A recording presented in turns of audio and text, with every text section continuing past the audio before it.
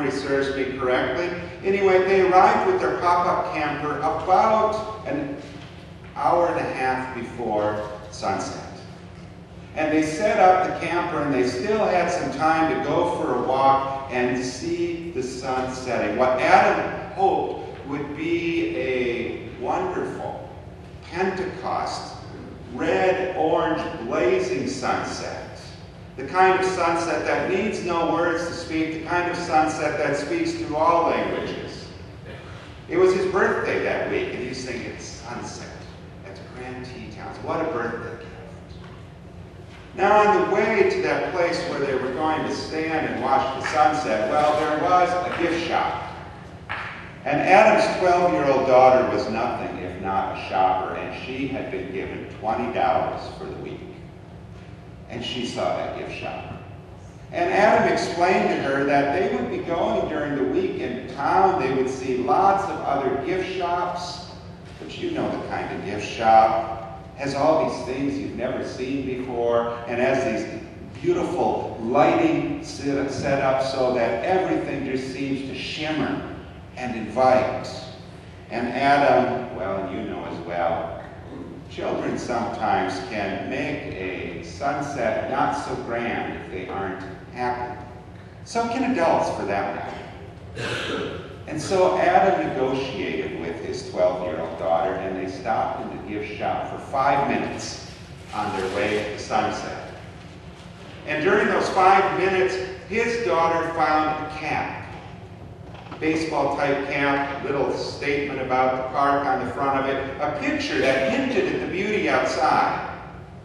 And the cap was, with tax, just about $20. And she wanted that cap, and Adam said, you know, if you buy that cap, you won't have any money to spend on anything else for the rest of the week. And if you buy that cap, if you beg and plead even, I'm not going to give you any more money. $20 is it. I'd prefer you wait. But he also wanted to encourage her to make her own decisions. And her decision was to have that cap, and she went smiling out of the gift shop, cap on head, and they went off to see the sunset. And it was glorious. It was blazing red and orange. It was a Pentecost-like moment that transcended languages.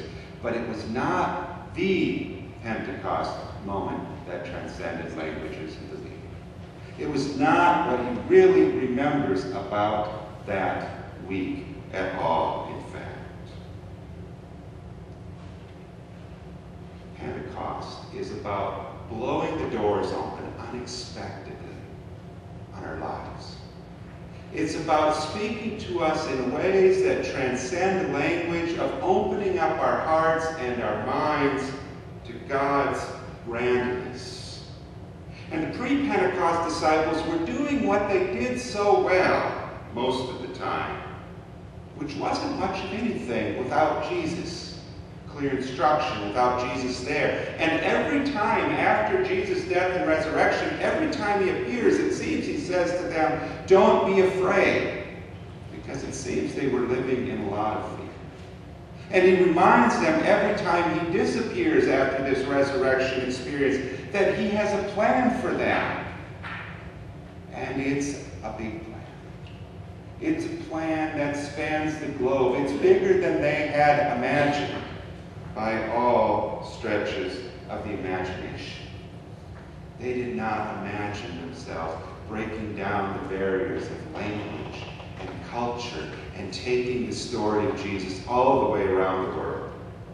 I've been thinking, you know, the world is watching when churches gather and conferences gather. He puts it this way, he says, people can smell conflict a mile away, and they run away. There's something to that. And when you have a world filled with fewer and fewer people that are even tied to the church, they don't have a horse in the race. They don't even care to stick around through the conflicts. But these last years, the Minnesota Annual Conference has been catching on. Less debate and more doing. Imagine no malaria. Minnesota Annual Conference raised its money and in excess of what it had planned to raise, faster than any other conference in the world for Imagine No Malaria. Feed My Starving Children's plan with this million-mile marathon or million-meal marathon, in half a year, Minnesota exceeded that and has prepared and packed and served 1.5 million meals. The bishop also has another plan for us, as to reach out to 20 to 40-year-olds, and his thought is, along with some others, that we don't know how to do that real well, and one of the best ways to do that would be for the conference to come alongside churches and teach churches how to do that, to work with, to coach. And that's going to take money, and to start new churches, and that's going to take money. So he has this dream of raising $3.7 million over the next 7 years to help churches reach 20 to 40-year-olds. And before that dream was even formally announced at conference, $900,000 was already raised toward that dream of being able to connect with people who don't yet know the love of Jesus and might not even know Jesus is a name. Coming over the last 5 years, and that brings me back to Adam Hamilton's family and his vacation in the Grand Tetons. Day 2, after a few shops and after another walk through the park and seeing some of the sights, after the grand and glorious sunset again, the family was gathered around the campfire. And Adam Hamilton's daughter asked him what she had been asking him on and off all day. Do you like my cap? And she would smile. Do you like my cap? And she would smile. And at the campfire she said, do you like my cap, Daddy? And she smiled. And he said, yes, I like your cap. I kind of wish you might have waited and looked around with your $20. I'm worried you'll find something else, but the cap's very nice. And she smiled and said, I knew you'd like it, Daddy. This is for your birthday. Thank you for taking us on this vacation. I bought it for you, and I was hoping you'd like it. And she gave him the cap.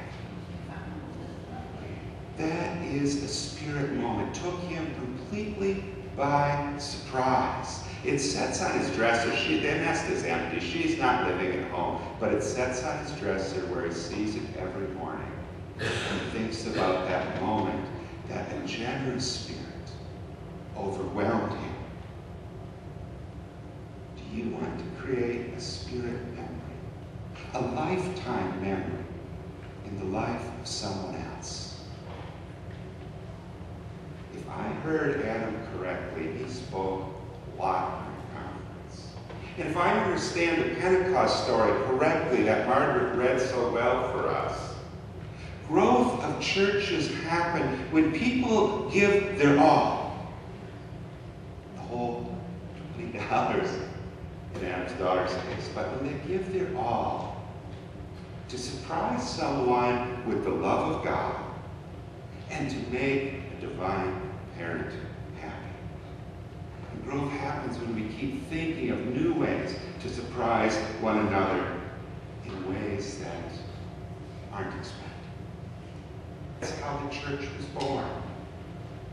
There was a group of people that suddenly saw a world in need, and the Spirit moved them to start reaching out, to move beyond their worry, to move beyond their loss, and to just start reaching out to a world in need. And simply say, Jesus loves you, and we will go the extra mile to meet your need. And the Spirit can do wonders when we let ourselves be moved by it. When we let ourselves help with the funeral of someone we don't know, or offer childcare during roll-log, or graciously welcome a stranger, or give to the trustees project because we see it as a way of blessing people and caring for people. That's the Spirit at work. And I invite you this week to think of a way to help someone else out with an unexpected blessing. Right now, that you will pick one way this week to help someone unexpectedly, to bless. Be really creative about it. Because if you're not really creative, we might end up here next week, all of us wearing baseball caps. But there's other